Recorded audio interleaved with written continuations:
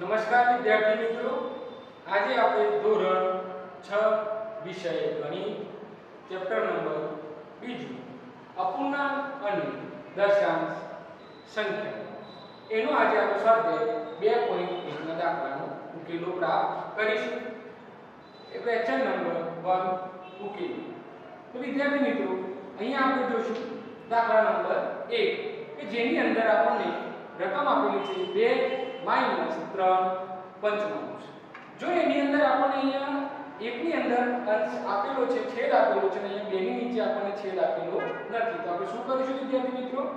તો પહેલા આપણે 2 છેદમાં 1 લખીશું માઈનસ 3 છેદમાં 5. તમને એમ થશે કે સર અહીંયા 1 ક્યાંથી આવ્યો? તો કોઈ પણ સંખ્યાની નીચે જ્યારે એક સંખ્યા અંશ અને છેદ વાળી હોય, બીજી સંખ્યાની નીચે અંશ અને છેદ ના હોય, તો આપણે એના નીચે છેદની અંદર 1 મૂકવાનો રહેશે. તો આપણે હવે અહીંયાથી આગળ દાખલાની રકમ બદલી એનાથી આપણે દાખલા ગણીશું. તો કઈ રીતે? તો અહીંયા પણ તમારે વિદ્યાર્થી મિત્રો લસા શોધવા પડશે. તો લસા માટે અહીંયા તમારે શોધવાની જરૂર નહીં પડે. કેમ કે અહીંયા 5 એકા 5 છે, તો દરેક વિદ્યાર્થી ખ્યાલ આવી જાય કે લસા આપણે ગણવાની જરૂર પડતી નથી. તો અહીંયા આપણે જોઈએ એક આખી રૂપરેખા બનેલી 2 છેદમાં 1 ગુણ્યા અહીંયા આપેલા છે 5 લાવવાના છે આપણે લસા, અને બીજી સંખ્યા છે આપણા જોડે 3 છેદમાં 5 ગુણ્યા અહીંયા પણ આપણે લાવવાના છે 5. આખી આપણી રૂપરેખા તૈયાર થઈ જાય એટલે આપણને દાખલા ગણવામાં એકદમ સરળતા રહે છે. કઈ રીતે જોઈએ? તો અહીંયા 5 આપણને ઓલરેડી આપેલા જ છે, તો 5 લાવવા માટે 1 ગુણ્યા 5, તો 5 એકા 5 આવી ગયા.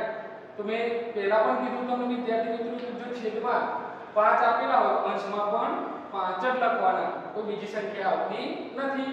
તો 2 પંચા 10.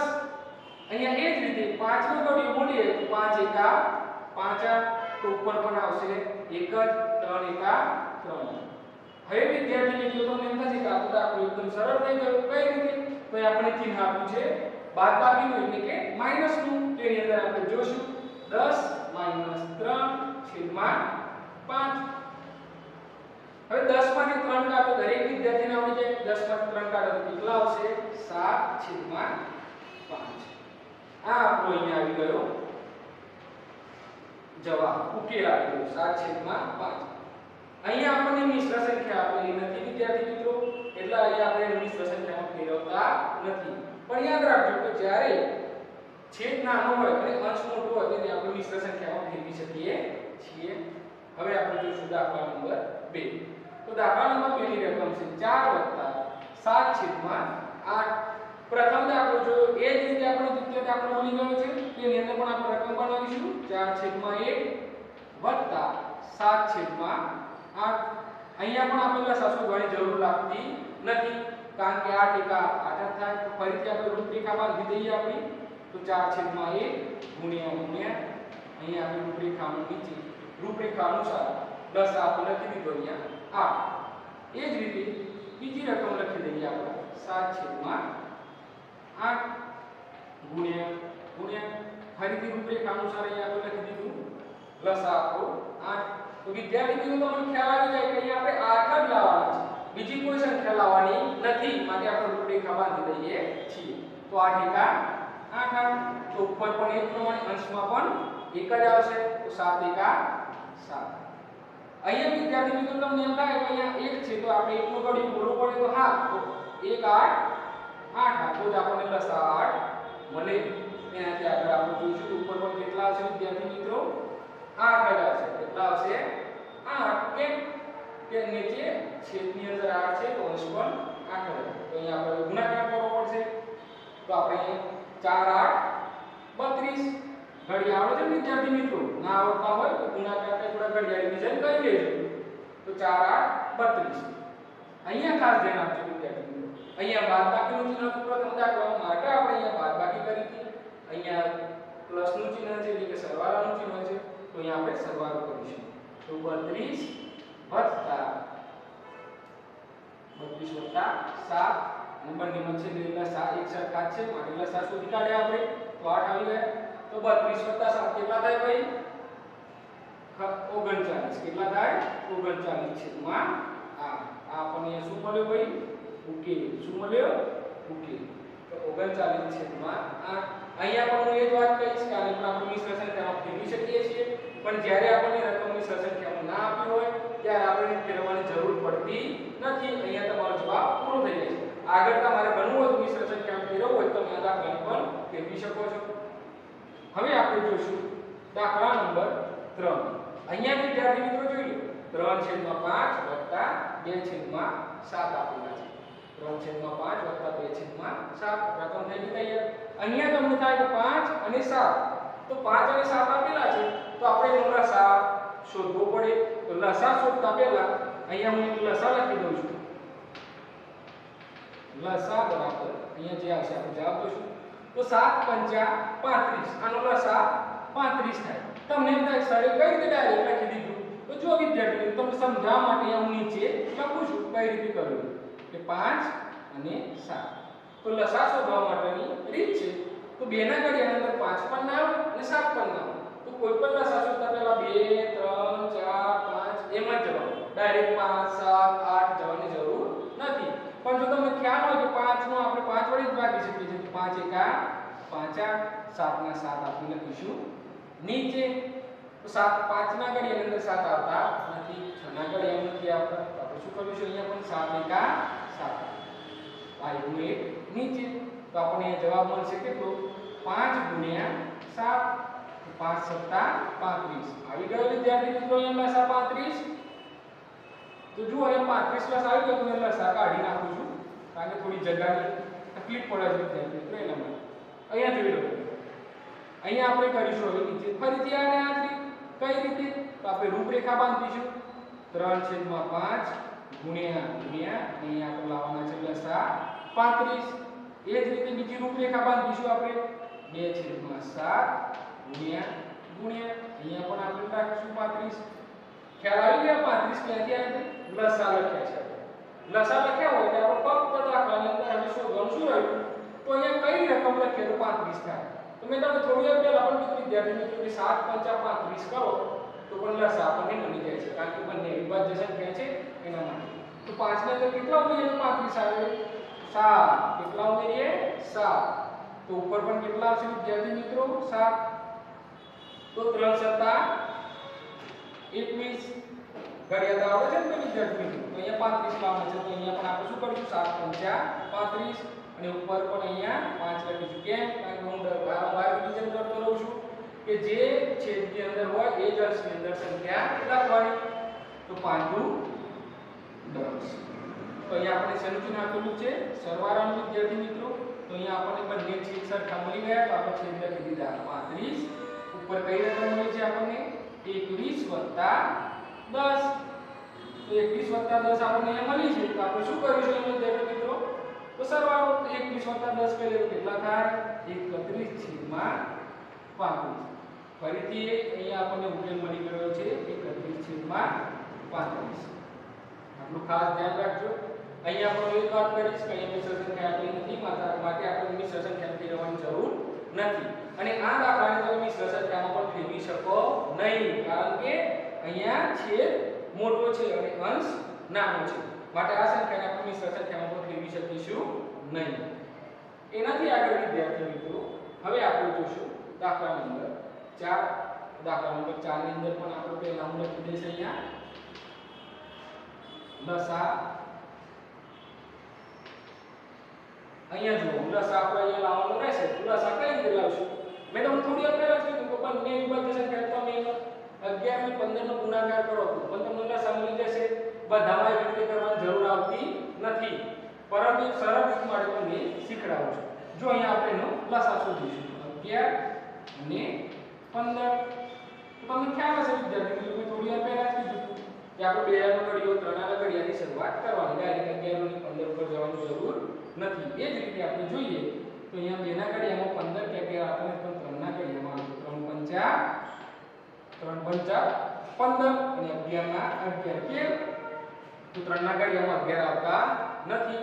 હવે આપણે જોશું અહીંયા 5 કારણ કે 5 × 5 હંમેશા નાની રકમનું પહેલા કરતું જવાનું, મોટી રકમની પહેલા હાથ લગાવવાનો નહીં તો તમારો દાખલો ખોટો પડશે. તો 11 ના 11 નીચે.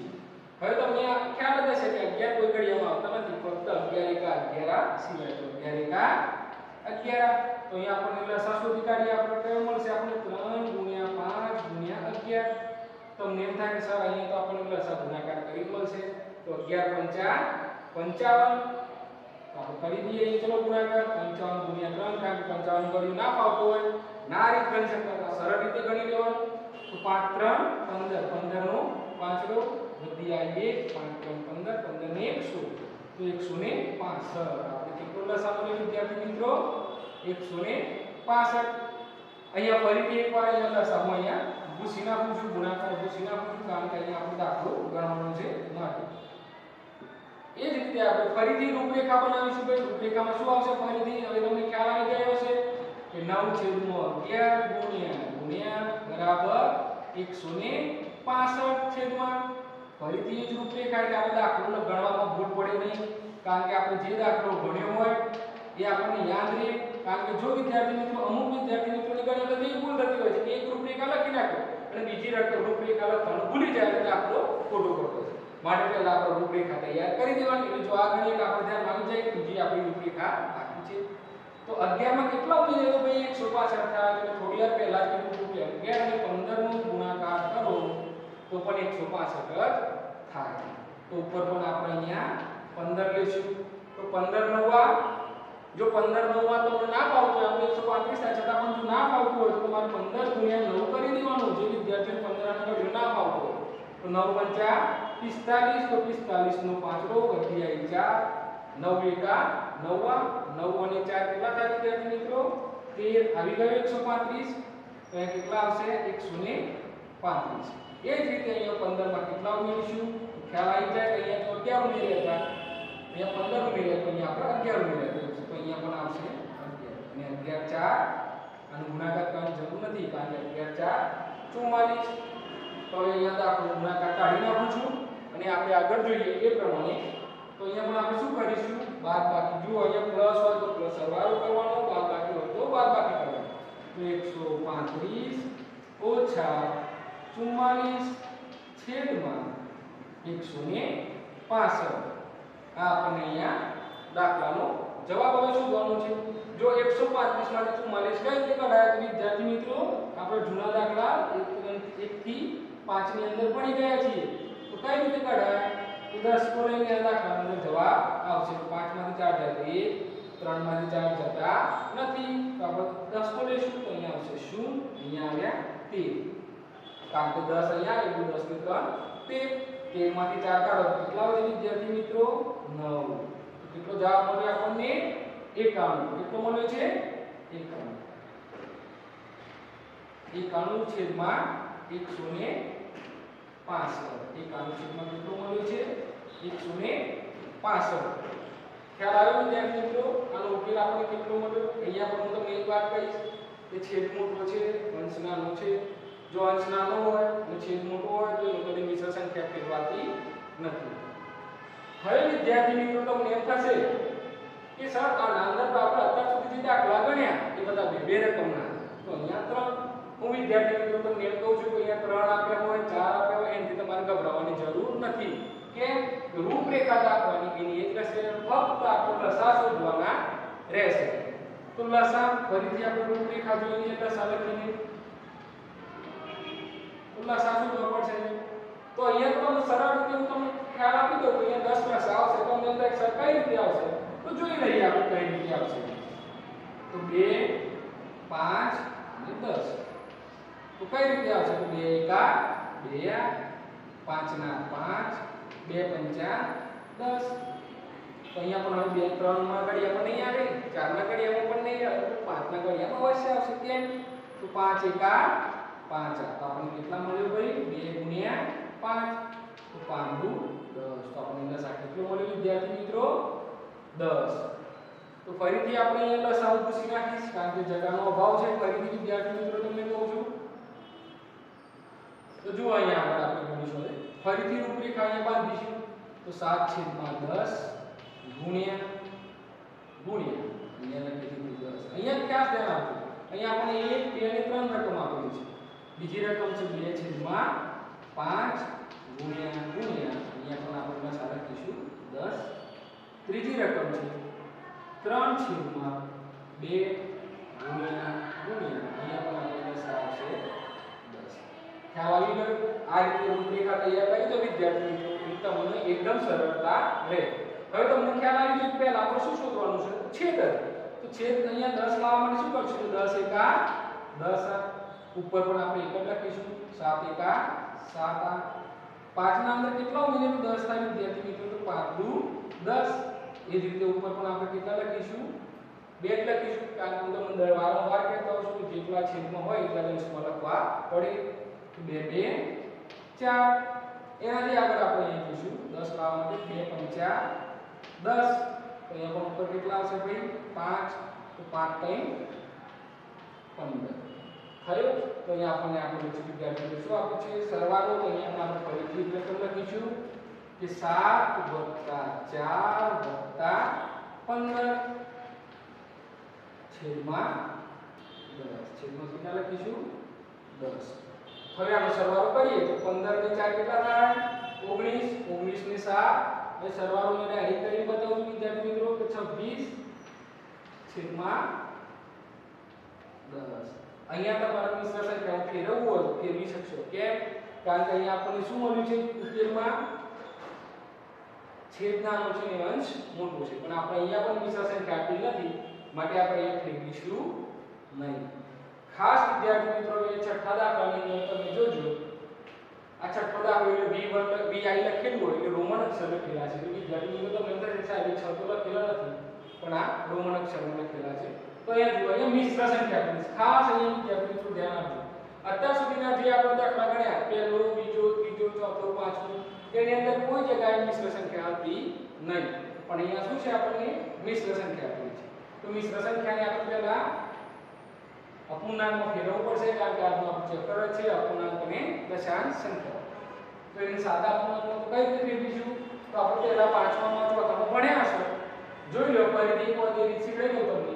તો આ બંને 3 અને 2 નો ગુણાકાર થાય એટલે 3 દુ 6 અને 2 જોડે એનો સરવાળો થાય. હજી આ અંદર ખ્યાલ આવ્યો તો તમને લખી સમજો તો અહીંયા જુઓ 3 × 2 આ બે સંખ્યા લેવાની છે.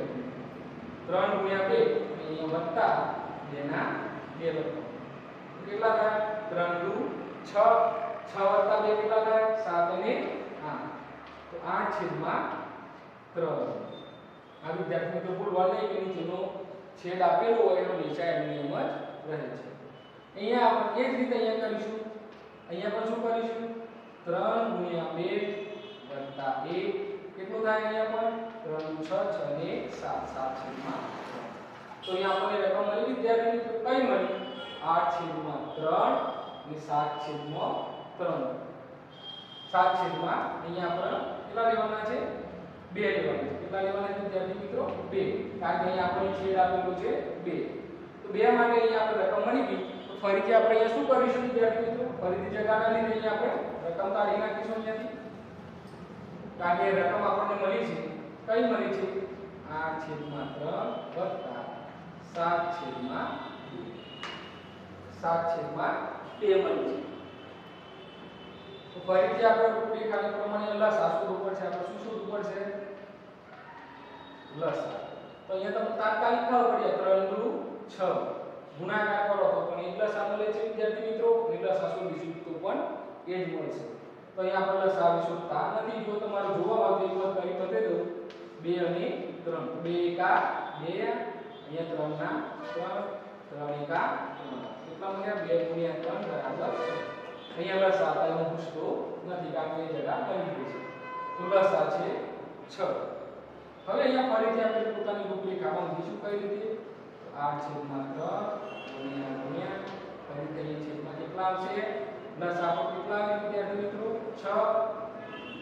ફરીથી અહીંયા આપણે જોશું 7 છેદમાં 2 ગુણ્યા અહીંયા આપણે જોશું તો અહીંયા પણ આપણે કેટલા લખીશું? લસા 6.